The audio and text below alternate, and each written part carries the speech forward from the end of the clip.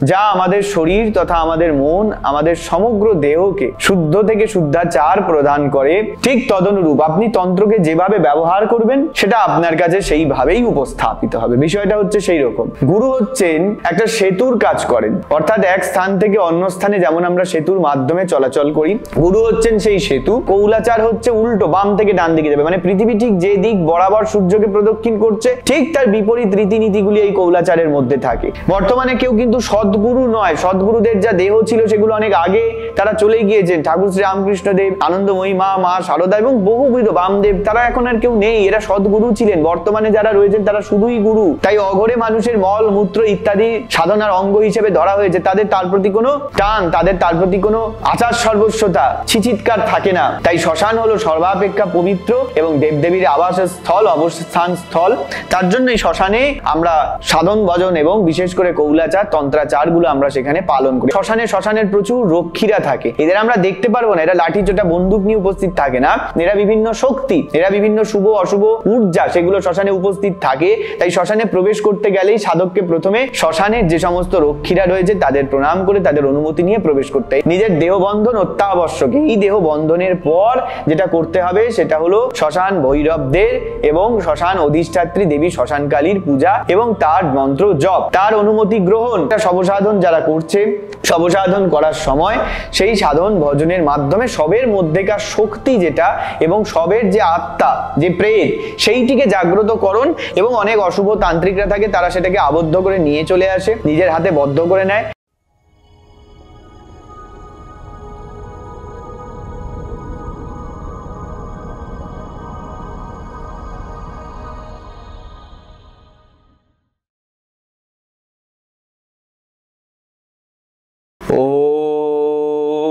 মধ্যমাংশমীন মুদ্রা মৈথুনে পঞ্চমকারে পূজা প্রিয়াং বীর কর্ম সাধনায়াং সুমোক্ষদাম পশু বীর দিব্যনাঞ্চ গতায়ত প্রণাশিনীম দক্ষিণাং কালিকাং নৌমি কালিকা সুরঘাতিনীম।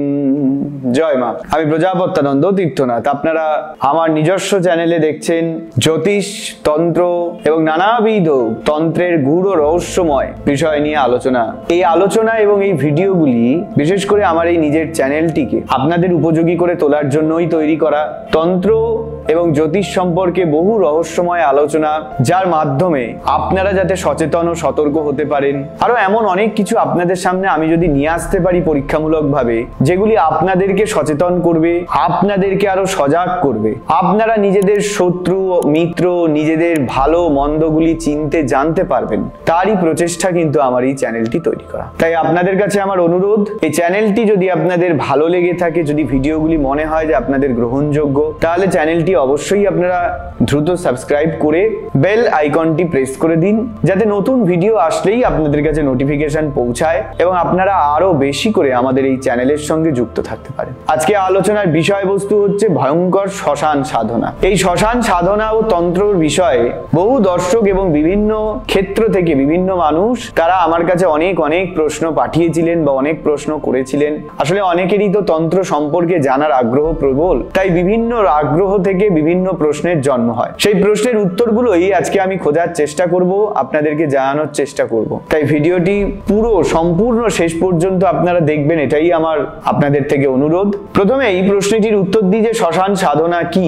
দেখুন, শ্মশান সাধনা হচ্ছে তন্ত্র মার্গে বিরাচারী কৌলাচার, যা অর্থাৎ তন্ত্র। এই তন্ত্র শব্দটি এসেছে তনু শব্দ থেকে, মানে যা আমাদের তনু, আমাদের শরীরকে ত্রাণ করে, মানে যা মুক্তি মোক্ষ প্রদান করে, যা আমাদের শরীর তথা আমাদের মন, আমাদের সমগ্র দেহকে শুদ্ধ থেকে শুদ্ধাচার প্রদান করে, যার মাধ্যমে মানুষ পশু থেকে মানব ভাবে উন্নীত হয়, যার মাধ্যমে কলিযুগে বিভিন্ন সমস্যা সমাধানের জন্য একটা সমাধান সূত্র খুঁজে পাওয়া যায়, সেইটিই হচ্ছে কিন্তু তন্ত্র। এবং এই তন্ত্র বিষয়টিকে আপনি যেভাবে প্রয়োগ করবেন, ঠিক যে পাত্রে জল রাখা হয় সেই পাত্রের রূপ বা আকার যেরকম ধারণ করে সেই পাত্র, ঠিক তদনুরূপ আপনি তন্ত্রকে যেভাবে ব্যবহার করবেন সেটা আপনার কাছে সেইভাবেই উপস্থাপিত স্থাপিত হবে। বিষয়টা হচ্ছে সেই রকম। আপনি যদি একে ভালোভাবে মানুষের হিত সাধনের জন্য পজিটিভ কাজে ব্যবহার করেন, তাহলে এটা আপনাকে পজিটিভ ফল দেবে। এটা যদি আপনারা নেগেটিভ কাজে ব্যবহার করেন, আপনাকে নেগেটিভ বা খারাপ ফল অবশ্যই দেবে। কর্মেই মানুষের ফল লাভ কিন্তু নিশ্চিত হয়। আর এই তন্ত্র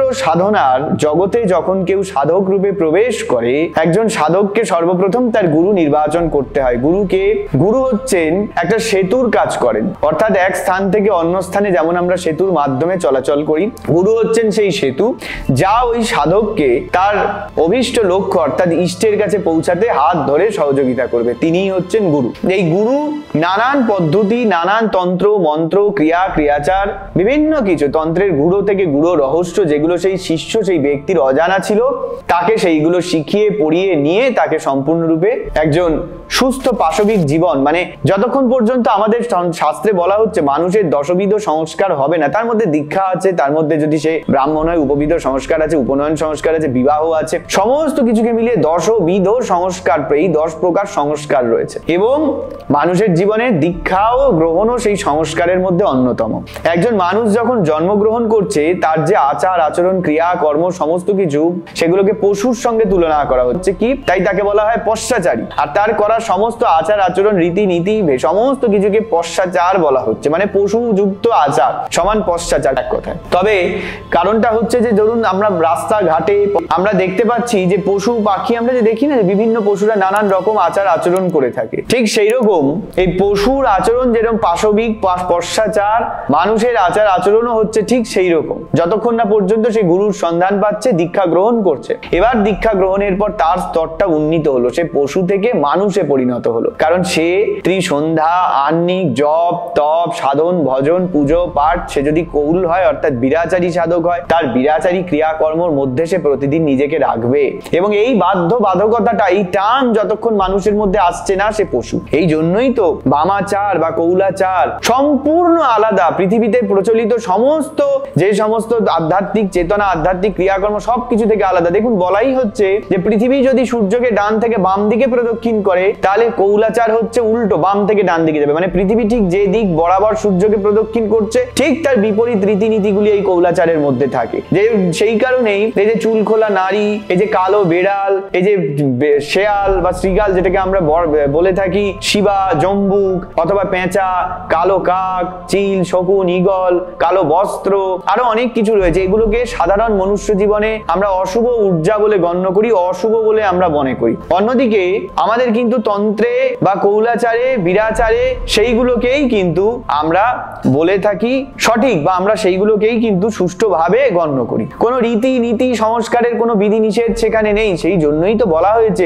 কৌল ব্যক্তির জীবদ্দশায় যদি তার কেউ নিকটস্থ পরিবারের সদস্য তারা মারাও যায়, ব্যক্তির কিন্তু কোনো অশৌচ হয় না। সেই ব্যক্তিকে কিন্তু সেই কদিনও তাকে পোশাক পরিধান করে রক্ত বস্ত্র পরিধান করে নিত্য সন্ধ্যা আহ্নিক করতে হয়। কেন এই নিয়মগুলি তৈরি করা? না, যে কোনো পরিস্থিতিতে যে কোনো প্রকারে সে যাতে তার সমস্ত দুঃখ কষ্ট মানসিক চিন্তা অবসাদ ভুলে গিয়ে কেবল মাতৃ সাধন এবং বন্দনায় নিজেকে নিয়োজিত রাখতে পারে। এটাই হচ্ছে কৌলাচার, এটাই হলো বিরাচার। বিরাচারই মনোভাব। সেখানে বলা হচ্ছে যে ব্যক্তির মধ্যে কোনো ভয় থাকবে না, কোনো সংশয় সন্দেহ থাকবে না, সে নিজেকে বীর রূপে প্রতিপন্ন করবে, সেটাই তো বিরাচার। এবং সেখানে কিন্তু মহিলা তথা নারীদের স্ত্রীদের যথাযোগ্য সম্মান এবং মর্যাদা দেওয়ার কথাই বলা হয়েছে। এবং সেই কারণেই তো বলা হয়েছে যে সেই কৌলাচারী দিব্যাচারী ব্যক্তি তার কুল ক্রিয়াগুলি সম্পন্ন করার জন্য রক্ত বস্ত্র পরিধান করে, মুখে তাম্বুল পুরিত মুখে, পায়ে আলতা লেপন করে, মাথায় সিঁদুর দিয়ে নিজেকে যুবতী বেশে সে ওই কৌলাচার বিরাচারে নিজেকে নিয়োজিত করবে, নিজেকে নিমজ্জিত করবে। তার মানে বীর ভাবে উন্নত হওয়া মানে কি নারী বা স্ত্রীদের অপদস্থ করা, তাদের থেকে নিজেকে সরিয়ে নেওয়া? না, এই রহস্যগুলো এই তত্ত্বগুলো বোঝাই কিন্তু হলো আমাদের মধ্যে অভাব। আর তার জন্য আমরা সমস্ত কিছুকে এক করে দিয়ে ভুল পথে পরিচালিত হয়। তাই সদ্গুরুর সর্বাপেক্ষা দরকার। বর্তমানে কেউ কিন্তু সদ্গুরু নয়। সদ্গুরুদের যা দেহ ছিল সেগুলো অনেক আগে তারা চলে গিয়েছেন। ঠাকুর শ্রী রামকৃষ্ণ দেব, আনন্দময়ী মা শারদা এবং বহুবিধ বামদেব, তারা এখন আর কেউ নেই। এরা সদ্গুরু ছিলেন। বর্তমানে যারা রয়েছেন তারা শুধুই গুরু। তারা সৎ চরিত্রবান হতে পারেন, কিন্তু সদ্গুরুর যা লক্ষণ, তাহলে তো সবাইকেই অবতার বরিষ্ঠ বলে দেওয়া যেত। কি প্রয়োজন ছিল সভা সমাবেশ বসিয়ে সমস্ত বৈষ্ণব কুলের মাঝখানে ঠাকুর শ্রী রামকৃষ্ণ দেবের মধ্যে সমস্ত লক্ষণ দেখিয়ে দেখিয়ে তাকে অবতার বরিষ্ঠ প্রমাণ করার? তাকে তো করা হয়েছিল, সে প্রমাণ করতে হয়েছিল। ভৈরবী প্রমাণ করে দিয়েছিলেন যে তিনি অবতার নয়, অবতার বরিষ্ঠ। তাই সমস্ত ক্ষেত্রে সমস্ত ক্রিয়াকর্ম ধর্মের পৃথক পৃথক বিধি নিষেধ এবং পৃথক পৃথক ভিন্নতা শর্ত রয়েছে, যেগুলিকে আমাদের মানতে হবে। নিজের স্বেচ্ছাচারিতা সব জায়গায় চলে না। এবার এর মাধ্যমে মানুষ সংস্কার মুক্ত হয়ে সাধন জগতে প্রবেশ করছে। এটাই হচ্ছে সেই কৌলাচার, সেই সাধন জগতে সংস্কার মুক্ত হীনতার একটা নিদর্শন। আরো সংস্কার মুক্তি, পাশ মুক্তিকরণ রয়েছে, যেটা মানুষ আরো ঊর্ধ্ব স্তরে গিয়ে উপনীত হয়, সেটা হলো অঘোর পন্থা। তাই অঘোরে মানুষের মল মূত্র ইত্যাদি সাধনার অঙ্গ হিসেবে ধরা হয়েছে। তাদের তার প্রতি কোনো টান, তাদের তার প্রতি কোনো আচার সর্বস্বতা, ছিচিৎকার থাকে না, মানুষের যেটা থাকে। এই যে মানুষের মধ্যে আচার সর্বস্বতা, আমি বারবার স্নান করছি, কাপড় পরিবর্তন করছি, সৌচ অসৌচ ভেদ করছি, আমাদের ঠিক বেঠিক ইত্যাদি ভেদ করছি, এই যে সমস্ত কিছু আমরা করছি বারবার করে, এই যে আচার সর্বস্বতা, এই যে বারবার করে আমাদের মধ্যে বিধি নিষেধ শর্ত, আমরা এটা ভালো ওটা মন্দ, এটা এটা সূচি এটা অসুচি, এই জ্ঞানগুলো করছি, এর ফলে আমরা তত ভগবানের থেকে দূরে সরে যাচ্ছি। আর এই যে কৌলাচার, এই যে দিব্যিরাচার, এগুলোর মধ্যে এই পাশগুলো, এই সংস্কারগুলোরই মুক্তিকরণের কথাই বলা হয়েছে। তার জন্য এই সাধন জগতে প্রবেশ। এইবার এর সঙ্গে শ্মশান সাধনার সম্পর্ক। শ্মশানে এই তন্ত্র বা বিরাচার, কৌলাচার, এই অঘরাচার, এই সমস্ত কিছু সাধনের একটা মূল মাধ্যম এবং পথই হলো শ্মশান। আমরা শ্মশানকে শুধুমাত্র শটক্রিয়া, শটকর্ম, ব্ল্যাক ম্যাজিক করা, অন্যের ক্ষতি করে দেওয়া, এগুলোর জন্যই ব্যবহার করি, যেটা আমাদের নির্বুদ্ধিতা। তাই শ্মশান হলো সর্বাপেক্ষা পবিত্র এবং দেবদেবীর আবাসস্থল, অবস্থান স্থল। তার জন্য এই শ্মশানে আমরা সাধন ভজন এবং বিশেষ করে কৌলাচার, তন্ত্রাচার গুলো আমরা সেখানে পালন করেছি। এটাই হচ্ছে সেই শ্মশানে সাধনার মূল বিষয়বস্তু। তবে ব্যক্তি কৌল বা ব্যক্তি সাধারণ দীক্ষা অর্থাৎ তার সামান্য অভিষেকের পরই সে কিন্তু শ্মশান সাধনা করতে পারে না। এটার জন্য প্রথমেই যেটা প্রয়োজন সেটা হলো অনেকগুলো স্তর আছে। যেমন আমরা যেমন ধীরে ধীরে আস্তে আস্তে ক্লাস 5, 10, 12 এভাবে করে যেমন এগোই, আমাদের এই সাধন জগতে প্রবেশের পর গুরু সেই ব্যক্তির আধার বুঝে তাকে প্রথমে শাক্তাভিষেক, তারপর পুণ্যাভিষেক, তারপর ক্রমদিক, সেইভাবে আস্তে আস্তে করে তাকে বিভিন্ন পদে উন্নীত করে। এইভাবে উন্নীত হতে হতে হতে হতে একটা নির্দিষ্ট স্তরে গিয়ে সেই ব্যক্তি শ্মশান সাধনা বা শ্মশান ক্রিয়াকর্মের মধ্যে প্রবেশ করে। এইটা নির্ভর করে তার গুরুর ওপর। তার গুরু যদি তার আধার সেই রকম বোঝে, তখন সে তাকে শ্মশানে নিয়ে গিয়ে শ্মশান সাধনা এবং ইত্যাদিতে তাকে কিন্তু নিয়োজিত করে, প্রথম কথা। দ্বিতীয়ত হচ্ছে যে শ্মশান সাধনা মানেই কিন্তু শবসাধন নয়, এটাও বুঝতে হবে। শবসাধন আর শ্মশান সাধন এক নয়। আমি শ্মশান সাধনের শবসাধন মানে সব যে মৃত, তার মাধ্যমে সাধন ক্রিয়া সম্পন্ন করা। শ্মশান সাধন মানে শ্মশানের যে কোনো ক্রিয়ার মাধ্যমে সাধন করাই শ্মশান সাধনা। সেটা চিতা সাধন হতে পারে, সেটা শ্মশানে সাধারণ জপ পুরস্চরণ আদি হতে পারে, সেটা শ্মশানে সবের ওপর বসে সাধন হতে পারে, সবই শ্মশান সাধনের অন্তর্ভুক্ত। শ্মশানে যে সাধন করা হয় তা শ্মশান সাধন। শ্মশানে করা যে কোনো ক্রিয়া কর্ম, সাধন ভজন, জপ পুরস্চরণ, তপ, হোম, যাগ, যজ্ঞ সমস্ত কিছুই শ্মশান সাধনের অন্তর্ভুক্ত। এই শব সাধনও শ্মশান সাধনের অন্তর্ভুক্ত একটি বিষয়, কিন্তু শ্মশান সাধন মানেই সব সাধন নয়। এই শ্মশানে প্রবেশ করার পূর্বে, শ্মশানে প্রবেশ করতে গেলে সাধককে প্রথমে যেটা করতে হয় সেটা হলো শ্মশানের প্রচুর রক্ষীরা থাকে। এদের আমরা দেখতে পারবো না, এরা লাঠি চোটা বন্দুক নিয়ে উপস্থিত থাকে না, এরা বিভিন্ন শক্তি, এরা বিভিন্ন শুভ অশুভ ঊর্জা, সেগুলো শ্মশানে উপস্থিত থাকে। তাই শ্মশানে প্রবেশ করতে গেলেই সাধককে প্রথমে শ্মশানের যে সমস্ত রক্ষীরা রয়েছে তাদের প্রণাম করে তাদের অনুমতি নিয়ে প্রবেশ করতে। এটা হলো শ্মশান সাধনের প্রথম পর্যায়। এরপর সে শ্মশানের ভেতরে প্রবেশ করে তার ক্ষেত্র নির্বাচন করবে, যে সে কোন জায়গায় বসে তার সাধন ক্রিয়া সম্পন্ন করবে। নির্বাচিত ওই ক্ষেত্র সে শুদ্ধ করবে এবং তারপর সেখানে সে তার আসন তৈরি করতে হয়, আসন স্থাপন করতে হয়। এরপরেই যেটা করতে হয় সেটা হলো গাত্র বন্ধন করা। কারণ আমি প্রথমেই উল্লেখ করেছি শ্মশানে প্রচুর অশুভ এবং শুভ সমস্ত ঊর্জা কিন্তু অবস্থান করে। তাই গাত্র বন্ধন না করলে ওই ব্যক্তির কিন্তু ক্ষতি, এমনকি মৃত্যু পর্যন্ত হতে পারে, শারীরিক হানি ঘটতে পারে এবং আরো অনেক কিছু হতে পারে। সেই জন্য তাকে প্রথমে গাত্র বন্ধন করে ওই স্থানে বসতে হবে এবং গাত্র বন্ধন করার পর বিভিন্ন ক্রিয়া আছে, দেহ বন্ধন, শরীর বন্ধন, গাত্র বন্ধন করার। এগুলি না করলে সেই স্থান থেকে সাধন ভজন করার সময় তো অবশ্যই পরবর্তীতেও তার নিজের ওই সাধন যে শ্মশান ক্ষেত্র এটা ছেড়ে নিজ গৃহ বা অন্যত্র চলে গেলেও নানান অশুভ ঊর্জা ও শক্তি তাদেরকে কিন্তু ক্রমাগত বিরক্ত করবে, নানান ভাবে তাদের উপর অশুভ দৃষ্টি এবং প্রভাব বিস্তার করবে, যার ফলে সেই ব্যক্তি সাধন ভজনের সমস্যা তো হবেই, সে নানান ভাবে কিন্তু ক্ষতির সম্মুখীন হবে বা ক্ষতির মধ্যে পড়বে। যার জন্য নিজের দেহ বন্ধন অত্যাবশ্যক। এই দেহ বন্ধনের পর যেটা করতে হবে সেটা হলো শ্মশান ভৈরবদের এবং শ্মশান অধিষ্ঠাত্রী দেবী শ্মশানকালীর পূজা এবং তার মন্ত্র জপ, তার অনুমতি গ্রহণ এবং তারপর তার নিজস্ব যা ক্রিয়াকর্ম রয়েছে, সাধন পদ্ধতি রয়েছে, যা বা যেই সাধন সে করার জন্য শ্মশানে উপনীত হয়েছে সেই সাধন সে কিন্তু সেখানে শুরু করবে বা তার সেই ক্রিয়াটা সেখানে সে শুরু করবে এবং তারপর আস্তে আস্তে করে শেষ করবে। তবে এই ক্রিয়া করতে গেলে যেটা সর্বাগ্রে প্রয়োজন সেটা হলো গুরুর উপস্থিতি। উপস্থিতি, গুরুর যদি উপস্থিতি না থাকে, গুরুর অনুমতি যদি না পাওয়া যায় এবং গুরু প্রথমেই যদি তাকে সেই শ্মশানে নিজের হাতে নিয়ে গিয়ে তাকে যদি সেই ক্রিয়া করার জন্য প্রশিক্ষণ না দিয়ে থাকেন, তাহলে তার কোনো অধিকার এতে হয় না। সুতরাং গুরুর উপস্থিতি, গুরু নিজে তাকে অনুমতি দেবেন এবং তাকে সমস্ত বিষয়টি নিজের হাতে শেখাবেন, এইটি হলো কিন্তু এর অন্যতম প্রধান লক্ষ্য। তাহলে আশা করব এর মাধ্যমে শ্মশান সাধন আপনাদের কাছে প্রশ্নটি স্পষ্ট হলো। এইবার শ্মশান সাধন নিয়ে আমি কি বলেছি, অনুষ্ঠানে বিভিন্ন প্রশ্ন আমার কাছে অনেকে করেছেন, সেগুলো এক এক করে উত্তর দেবো। তাহলে প্রথম প্রশ্নের উত্তর দিলাম শ্মশান সাধন কি। এইবারে দ্বিতীয় প্রশ্ন হচ্ছে শ্মশান সাধন এবং শব সাধন কি একই না।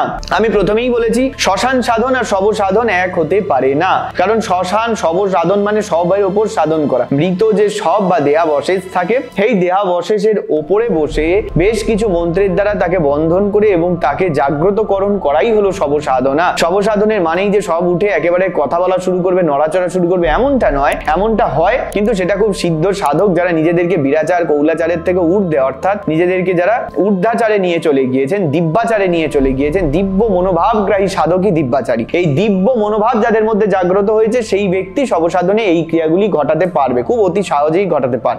তার জন্য তার জীবন ধারণ, তার প্রতিদিনের লাইফস্টাইলও সেরকম পবিত্র হতে হবে।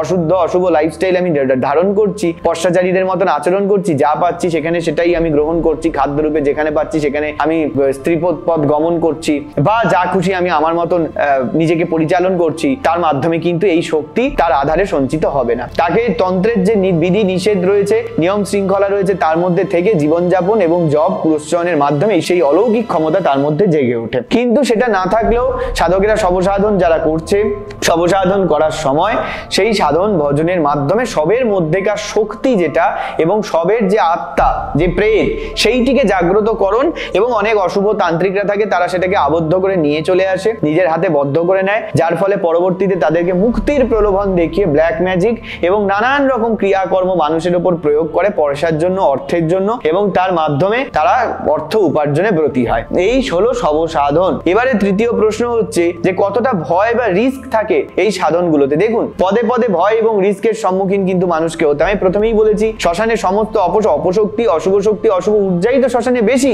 এই যে অশুভ শক্তি, অশুভ ঊর্জাগুলি শ্মশানে থাকে, এই ঊর্জা বা শক্তিগুলি যে কোনো মুহূর্তে ওই ব্যক্তিকে, ওই সাধককে কিন্তু মেরে ফেলতে পারে, তাকে কিন্তু মৃত্যু তার যে কোনো মুহূর্তে নিশ্চিত। আবার শবসাধন শ্মশান ক্রিয়ায় যদি সামান্য ভুল ত্রুটিও হয়, শাস্ত্রে বলা হচ্ছে যে তন্ত্রোক্ত যে সমস্ত ক্রিয়াকর্মগুলি রয়েছে, বিশেষ করে কৌলাচার বা বিরাচার, যে সমস্ত ক্ষেত্রে পাত্র স্থাপনাদি, রহস্য পূজা পাঠ ইত্যাদি কৌলাচারী ক্রিয়াগুলি যখন হয়, দেবীকে একবার না একবার সেই স্থানে উপস্থিত হতে হয় বা কোনোভাবে সেই পূজা গ্রহণ করতে হয়। তাতে যদি ভুল ত্রুটি থাকে সেই ব্যক্তির কিন্তু ক্ষতি নিশ্চিত। শবসাধন শ্মশান সাধনের ক্ষেত্রে তো পদে পদে ক্ষতি। এই তো আরো শ্মশানে ক্রিয়া করা হচ্ছে ভয়াবহ, সমস্ত প্রেত পিশাচ নিয়ে সেই তন্ত্র, সেই ক্রিয়া, সেই সাধনা, এখানে ক্ষতি তো অবশ্যই যে হবে সেটি স্বাভাবিক। সেই ক্ষতির রিস্ক, সেই ঝুঁকি নিয়েই তো সাধক সেই স্থানে যাবে। এটাই তো তন্ত্র, যেখানে তার কোনো সংস্কার, ভয়, ভীতি কিছুই কাজ করবে না। এবং সেই সাধক, সেই জন্যই বন্ধন, শরীর বন্ধন, গাত্র বন্ধনের কথা, আসন বন্ধনের কথা বলা হয়েছে। সে নিজের আসনে বসে চারপাশে একটি গণ্ডি কেটে নেবে, একটা রেখা অঙ্কন করবে, এবং বিভিন্ন দ্রব্য দিয়ে করতে পারে, মাটিতে দাগ কেটে করতে পারে, বিভিন্ন মন্ত্র আছে, মন্ত্র পাঠের মাধ্যমে সে তুড়ি বাজিয়ে অর্থাৎ চুটকি বাজিয়ে সেখানে করতে, অনেক কিছু পদ্ধতি আছে, এগুলো তন্ত্রের গুহ্য পদ্ধতি। সেটা আমি প্রকাশ্যে ভিডিওয়ে অবশ্যই স্থাপন করব না, কিন্তু এই সমস্ত তন্ত্রের গুহ্যাতি গুহ্য রহস্যময় পদ্ধতির সাহায্যে সে নিজেকে আগে প্রোটেক্ট করবে। আমাদের কোথাও যেতে গেলে আগে বুলেট প্রুফ জ্যাকেট পরতে হবে, আগে নিজেদেরকে গাড়ির কাঁচটা বুলেট প্রুফ করতে হবে, তবেই আমি যুদ্ধক্ষেত্রে যেতে পারবো। আমার কাছে অস্ত্র মজুদ রাখতে হবে, তবেই আমি শত্রুর সামনে যেতে পারবো। এটাও ঠিক সেই রকম না। আমরা যেমন একটা খেলনা চাবি দিয়ে বা ব্যাটারি দিয়ে ছেড়ে দিই, সেটা সবসময় ঘুরতে থাকে, চলতে থাকে, আমরাও ঠিক সেইভাবে দেবীর চাবি দিয়ে ছেড়ে দেওয়া একটা খেলনার স্বরূপ। আমাদের আসল উদ্দেশ্য পূরণ করতে গেলে বারবার করে তাই একটা পিরামিডের নিচে অবস্থান করা, আমাদের সাধন পথ, সাধন জগতের, সাধন ক্ষেত্রে পৌঁছানোর ক্ষেত্রে মধ্যে মধ্যে সেই সমস্ত অশুভ ঊর্জা এবং শক্তিগুলি বাধা দেবে।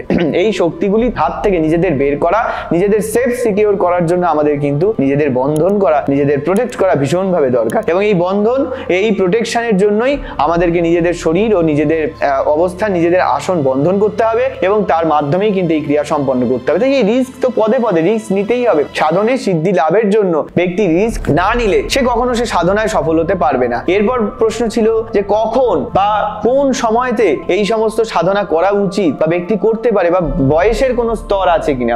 আদৌ বয়সের কোনো স্তর নেই, কিন্তু স্তর রয়েছে সাধন জগতে সেই ব্যক্তির অভিজ্ঞতার। আমি প্রথমে বলেছি গুরু ব্যতীত এই সাধনা করা যায় না। তাই গুরু যখন সেই ব্যক্তিকে, সেই শিষ্যকে মনে করবে করবে, তার সেই আধারটা প্রস্তুত হয়েছে, তার সেই ক্ষেত্রটা প্রস্তুত হয়েছে, তখনই সেই গুরু সেই ব্যক্তিকে কি করবে, সেই সাধনার জন্য পারমিশন দেবে, তাকে সেটির জন্য প্রস্তুত করবে। আমাদের নিজেদেরকে আগে প্রস্তুত হতে হবে। প্রস্তুত না করে আমরা যদি এই সাধন পথে অগ্রসর হই, আমাদের এবং আমাদের পরিবারের ক্ষতি নিশ্চিত। দেখুন, এটাই হলো ব্যাপার। অনেক সময় দেখা যায় যে এইসব ক্ষতি, এই সমস্ত ক্রিয়া বা এইসব সাধনে যারা রয়েছে, হয়তো কিছু না কিছু ক্ষতি, সেখান থেকে ফিরে আসার পর তাদের শারীরিক কোনো হানি হয়েছে, অনেকদিন দীর্ঘদিন ধরে অসুস্থতায় ভুগেছে, অনেক অশুভ ঊর্জার নজর দোষ লেগে যায় মানুষের ওপর। তারপর সেই ব্যক্তি যদি অন্য কোনো পেশা প্রফেশনের সাথে যুক্ত থাকে, হতে পারে সেটা ব্যবসা হোক, চাকরি হোক, তখন দেখা গিয়েছে ব্যবসার ক্ষেত্রে তার ব্যবসায় কিছুদিনের জন্য মন্দা চলছে, তারপর দেখা যাচ্ছে তার ব্যবসার ক্ষেত্রে বেশ কিছু, চাকরির ক্ষেত্রে কর্মজগতে প্রচুর সমস্যা তৈরি হয়েছে, এগুলো কিন্তু হয়। সুতরাং এই ক্ষেত্রে তার এই জাতীয় সমস্যার সম্মুখীন যাতে না তাকে হতে হয়,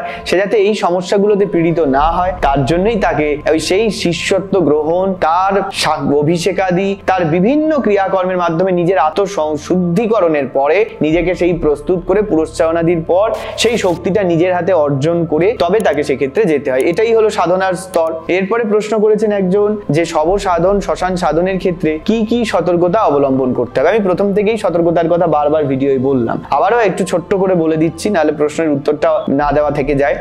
যে সতর্কতা, অবশ্যই আমি প্রথমে বলেছি যে কর্মক্ষেত্র, ব্যবসা ক্ষেত্র সব দিকে প্রভাব পড়বে, বিশেষ করে শরীর স্বাস্থ্যের দিকে। তাই শারীরিক সতর্কতা অনস্বীকার্য।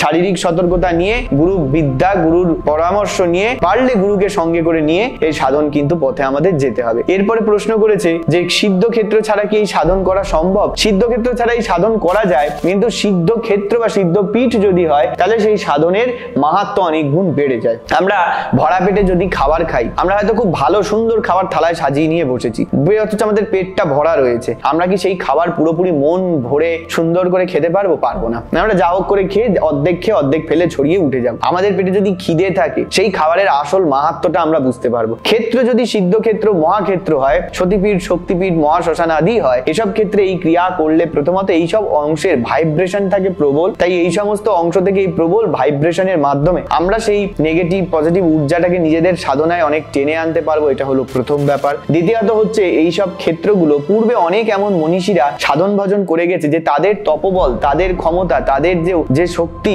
তার দ্বারা এই ক্ষেত্রগুলো প্রতিষ্ঠিত। যতদিন পর্যন্ত দক্ষিণেশ্বরে ঠাকুর শ্রী রামকৃষ্ণ পরমহংসদেব পূজা করেছিলেন, বরাবর তিনি মায়ের কাছ থেকে একটা অঙ্গীকার নিয়েছিলেন। বরাবর মা সেখানে অঙ্গীকারবদ্ধ। তিনি দেবীকে বলেছিলেন যে যতদিন পর্যন্ত এই পৃথিবী থাকবে, মানুষজন দক্ষিণেশ্বর মন্দির থাকবে, সেখানে আসবে। দেবীকে প্রতিদিন মানুষের সংকল্প পূরণ করার জন্য, মানুষের মনস্কামনা পূরণের জন্য, জগৎ সংসারের কল্যাণ বা উদ্ধার হেতু ওই মন্দিরে একবার না একবার হলেও উপস্থিত হতে হবে। তাই মা সেদিন তাকে সেই অঙ্গীকার, তাকে সেই সংকল্প, তাকে সেই কথা দিয়েছিলেন, যার জন্য এখনো কিন্তু দেবীকে সেখানে প্রতিদিন একবার হলেও উপস্থিত হতে হয়। তার জন্যই সিদ্ধ ক্ষেত্র, সিদ্ধ পীঠগুলো, এবং সেটা তো কোনো সতীপীঠ নয়, প্রতিষ্ঠিত মন্দির। তাই সেই প্রতিষ্ঠিত মন্দির বা দেবালয় হওয়া সত্ত্বেও সেখানে কিন্তু প্রত্যহ মায়ের উপস্থিতি কাম্য। তাই বিভিন্ন সাধক, বিভিন্ন মহাপুরুষ, বিভিন্ন যুগাবতাররা তাদের সাধন বলে, তাদের সাধন ক্ষমতায় এই সমস্ত শক্তিপীঠ, সতীপীঠ, সিদ্ধ ক্ষেত্র বা মহাপীঠগুলোকে, মহাশ্মশানগুলোকে অনেক বেশি ভাইব্রেট, অনেক বেশি সেগুলোকে সচল করে গিয়েছেন, যেগুলোর জন্য আমাদের সেই ক্ষেত্রগুলোতে সাধন ভজন করলে আমরা সেই ক্ষেত্র থেকে অনেক তাড়াতাড়ি ফলটা অর্জন করতে পারবো। এটাই হলো মোট কথা। পরবর্তীতে একজনের প্রশ্ন ছিল যে এই ধরনের সাধনায় কি ফল লাভ হয়। দেখুন, ফল সব ক্ষেত্রেই পজিটিভ নেগেটিভ দুটোই হয়। আপনি যখন শ্মশান সাধনা করছেন, আপনি যখন সব এবং মৃত ভূত প্রেত পিশাচ অশরীরী আত্মা সবকিছু নিয়ে কাজ করছেন, আপনার মধ্যে প্রথমেই হলো ভয়ভীতি দূর হয়, আপনার মধ্যে মোক্ষ বা মুক্তির পথ উন্মুক্ত হবে। কিন্তু আপনার মধ্যে এই উপস্থিত শক্তিগুলি, আপনি একবার, দুবার, তিনবার, 10 বার করে যখন সাধনায় নিমজ্জিত হচ্ছে, এই শক্তিগুলিকে নিয়ে আপনি ব্যবহার করা, এই শক্তিগুলিকে সিদ্ধ করা, এই শক্তিগুলির সঙ্গে আপনার কমিউনিকেশন, যোগ সুযোগ মাধ্যম বৃদ্ধি পাচ্ছে। কিন্তু আপনার হাতে সুযোগ আছে, আপনি এটাকে কিভাবে ব্যবহার করবেন, পজিটিভলি ব্যবহার করবেন নাকি নেগেটিভলি ব্যবহার করবেন, সেটা আপনার হাতে, সেটা আপনার সময়ের ক্ষেত্রে খোলা রয়েছে। দেখুন, সাধন ভজনের জন্য আমি বলছি আচার সর্বস্বতা পরিত্যাগটাই উচিত। যখন আমরা দেখছি যে ঠাকুর নিগমানন্দ সরস্বতী বারবার তো সমাজের শক্তি সাধক, কৌলাচাররা, তন্ত্র, যে সমস্ত বিদরা ছিলেন, সাধকরা ছিলেন, তারা তাদের সাধন করতে গিয়ে এই বাংলা তথা বঙ্গদেশে বারবার করে ক্ষতির সম্মুখীন হয়েছে। কিসের জন্য? বৈষ্ণবদের দ্বারা। কিন্তু তাই বলে আমি বৈষ্ণবদের অশ্রদ্ধা অবমাননা করছি তাও নয়। প্রকৃত বৈষ্ণব কখনো শাক্ত শৈব গানপত্যকে অপদস্থ বা অপমান করতে বা সেটাকে, তার যে ক্ষমতা শক্তি, সেটাকে তারা অস্বীকার করতে পারে না। কিন্তু কিছু কিছু বৈষ্ণব নিজেদের স্বার্থ সিদ্ধির জন্য অন্য ধর্ম মতামতকে প্রবর্তন যাতে না হতে পারে তার জন্য বরাবর এই বঙ্গদেশে একসময় প্রচুর অত্যাচার চালিয়েছে। প্রচুর কৌল শক্তি সাধক, তন্ত্র সাধক, তান্ত্রিক, বিরাজারী সাধকদের উপর, প্রমুখ স্বার্থ পরম্পরার মানুষের উপর অত্যাচার এসেছে। এরকম নিগমানন্দ সরস্বতীকে প্রচুর বাধা দেওয়া হচ্ছে। সেই বাধার সম্মুখীন হয়ে তিনি কি করলেন? নিজের সাধন পূরণ করতে হবে। তিনি নিজের সংকল্পে অটুট। তিনি মরা হাতি, সে হাতি মরে পচে গলে পড়ে রয়েছে, তার পেটের ভেতর গিয়ে তিনি জপ পুরস্চরণ সাধন ভজন করে তিনি নিজের সাধনায় সিদ্ধি হলেন, সেখানেই মায়ের দেখা পেলেন। সুতরাং এই যে কিন্তু অন্য মানুষরা তাকে সর্বত্র খুঁজলো, অথচ সেই জায়গায় দুর্গন্ধে মরা হাতির পড়ে থাকা শরীরের অবস্থার জন্য সেখানে তারা কেউ গেলই না। আমি বারবার তাই বলছি যে আচার সর্বস্ব, তার সংস্কার, শৌচ অশৌচ জ্ঞান এগুলোকে পরিত্যাগ করে সবকিছুর ঊর্ধ্বে উঠে নিজেকে যদি একটা উচ্চ স্তরে উন্নীত করা যায় তবেই সে কিন্তু এই সাধনায় সিদ্ধি হবে। এবং এই যে লাভ, এই যে অনুভূতি এবং এই যে মায়ের কাছে ধীরে ধীরে পৌঁছানোর একটা পরিস্থিতি, এটাই কিন্তু এই সাধনার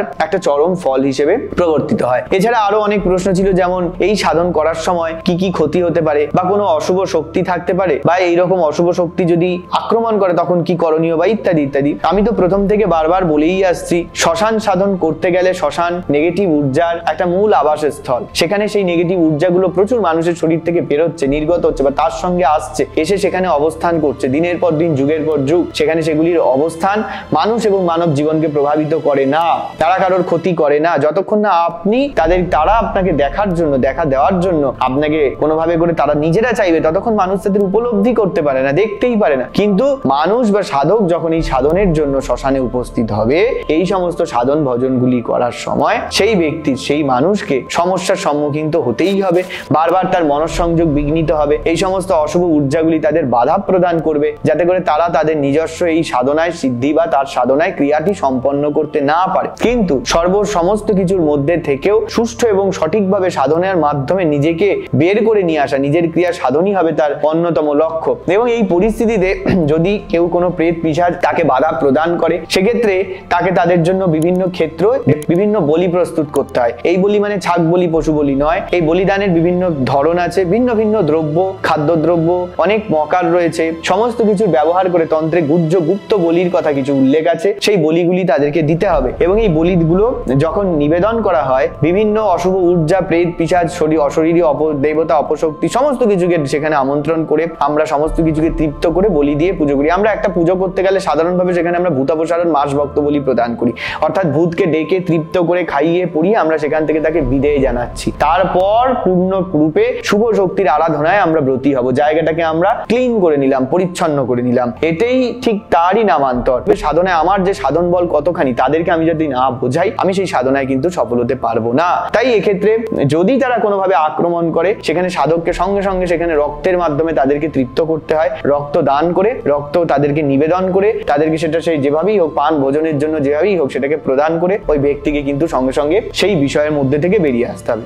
পরবর্তী প্রশ্ন ছিল যে ভূত প্রেত পিশাচ সাধন আর শ্মশান সাধন কি একই? আমি বহুবার বলেছি, ভূত প্রেত পিশাচ এবং শ্মশান সাধন কিন্তু এক নয়। এই ভূত প্রেত পিশাচ নিয়ে সাধন মানেই শ্মশান সাধন তা নয়, ভূত প্রেত পিশাচ না। আমাদের সাধন বলতে ভূত সাধন, প্রেত সাধন, পিশাচ সাধন নয়। সাধন ভজনের মাধ্যমে মূল উদ্দেশ্য হওয়া উচিত যে আমরা সাধনার মাধ্যমে ঈশ্বরকে কিভাবে লাভ করতে পারবো, কিভাবে আধ্যাত্মিকতা, দৈব শক্তি লাভ করতে পারবো। ভূত প্রেত সাধনা নয়, মানুষের মূল উদ্দেশ্য, মূল কামনা তাই এই ক্ষেত্রে দেবী প্রীতি লাভের জন্যই হয়ে থাকে। এবং এই সাধন, পরবর্তী একজন প্রশ্ন করেছিলেন আমাকে একটা খুব ইন্টারেস্টিং প্রশ্ন, যে এই শ্মশান সাধন মানেই কি ব্ল্যাক ম্যাজিক? না, ব্ল্যাক ম্যাজিক মানে হলো একটা কালো শক্তি। ব্ল্যাক ম্যাজিক নিয়ে আলাদা ভিডিও, তার লক্ষণ নিয়ে পুরনো বিস্তৃত আলোচনা করেছি, আপনারা দেখবেন, শুনবেন, আপনারা অনেক তথ্য পাবেন। কিন্তু ব্ল্যাক ম্যাজিক মানে হচ্ছে অশুভ শক্তি। ব্ল্যাক কথাটার অর্থ হলো কালো, ম্যাজিক মানে জাদু, কালো জাদু, যেখানে অশুভ শক্তি, অশুভ ঊর্জার ব্যবহার করে মানুষের ক্ষতির জন্য প্রচেষ্টা করা। ব্ল্যাক ম্যাজিক কোনো সাধনা না। একটা কথা মাথায় রাখতে হবে, অন্যের ক্ষতি করার জন্য, শতকর্ম প্রয়োগের জন্য কোনো সাধন ভজনের প্রয়োজন হয় না। যে কেউ যে কোনো স্তর থেকে দুবার চেষ্টা করলেই সে দুবার, তিনবারের বার সে সেটাই সফল হবে। কিন্তু সাধনের ক্ষেত্রে ধৈর্য, স্থিরতা, জ্ঞান, বুদ্ধি, পারদর্শিতা, কাণ্ডব জ্ঞান, গুরুর নির্দেশ, আদেশ, অনেক কিছুর প্রয়োজন। এটা একটা সাধনা মানে একটা তপস্যা, একটা দীর্ঘমেয়াদী প্রসেস, পদ্ধতি। বললাম তো, যার মাধ্যমে মানুষ পশু থেকে মানুষে উন্নীত হয়। সাধনার ব্ল্যাক ম্যাজিক তাই কখনো এক হতে পারে না। এবং এই ধরনের যে সাধনা, সেখানে শেষে এই সাধন অনুষ্ঠানের, যেখানে আমি শ্মশান সাধনা নিয়ে আলোচনা করছি, শেষে এসে আরেকটা প্রশ্নের উত্তর না দিলে আমার মনে হয় বাকি থেকে যাবে, অনুষ্ঠানটা অসম্পূর্ণ থেকে যাবে। কেউ কেউ প্রশ্ন করেছিলেন এই যে মলমূত্র সাধনে ব্যবহার করা বা এই যে বীর্য, মৈথুন, এগুলোর ব্যবহার। দেখুন, আমি বারবার আরেকটা কথা বলে দিচ্ছি, এই সমস্ত সাধন ভজন সাধারণ মানুষ বা গৃহীদের মতন নয়। গৃহী বা গৃহস্থ বা সাধারণের করা পুজো পাঠ আচার আচরণ অনুষ্ঠান তার থেকে এগুলোর ধরন সম্পূর্ণ পৃথক। আমি তো বারবার বলছি নিজের আচার সর্বস্বতা পরিত্যাগ। তন্ত্রে মকারের ব্যবহার হলো প্রাথমিক শর্ত, যেখানে পঞ্চ মকার মদ্য মাংস মিন মুদ্রা এবং মৈথুন এই পাঁচটিকে শোধন পূর্বক তার স্থাপন পূর্বক দেবী প্রীতির জন্য এবং বিশেষ উদ্দেশ্যে ব্যবহার করা হয়, সে তার কুল ধর্ম রক্ষার্থে তার ব্যবহার করবে। এখানে মদ্য মানে মদের কথাই বলা হয়েছে, মাংস মানে বলিদানকৃত মাংসের কথাই বলা হয়েছে, মিন অর্থাৎ মাছের কথা বলা হয়েছে, মুদ্রা যেটি আমরা কারণ পানের সঙ্গে তার সঙ্গে থাকবে, তার সঙ্গে পান করব, খাবো, গ্রহণ করব, এরূপ কিছু দ্রব্যের নির্দেশ দেওয়া হয়েছে। আর মৈথুন অর্থাৎ শারীরিক সম্পর্ক, পুরুষ এবং স্ত্রীর মধ্যে এই সম্ভোগকালে পুরুষের শরীর থেকে নির্গত পদার্থের কথা বলা হয়েছে। এগুলোর প্রত্যক্ষ পরোক্ষ কল্প দুরকমই আছে। পরোক্ষ কল্প দেখুন, আমরা প্রতিনিয়ত যে চন্দনের ব্যবহার করি পুজোয়, শ্বেত এবং রক্ত চন্দন, এগুলো তো মৈথুনেরই নামান্তর। আমরা পাই না বা আমাদের সেই অধিকার নেই বলে আমরা এটা বিকল্প ব্যবহার করি। শ্বেত চন্দন পুরুষ শরীর থেকে নির্গত বীর্যকে নির্দেশ করেছে। রক্তচন্দন মহিলাদের মাসের বিশেষ সময় তার শরীর থেকে নির্গত সেই রক্তের বিন্দুকে নির্দেশ করা হয়েছে। পুরুষ শরীর থেকে নির্গত শ্বেত বিন্দু, বীর্য, মৈথুন ক্রিয়ায় উপস্থিত সমস্ত দ্রব্যের সঠিক ব্যবহার সাধনা এক্ষেত্রে উল্লেখ করা হয়েছে। তবে তার মানে যে স্বেচ্ছাচারিতা তা কিন্তু নয়। এই দ্রব্যগুলি উৎপাদনের ক্ষেত্রেও ব্যক্তির মন মানসিকতা সমস্ত কিছুর মধ্যে স্থিরতা প্রয়োজন, সমস্ত কিছুর মধ্যে কনসেন্ট্রেশন, একটা সততা, একটা বিশেষ পরিস্থিতির প্রয়োজন, একটি বিশেষ শর্তের মাধ্যমে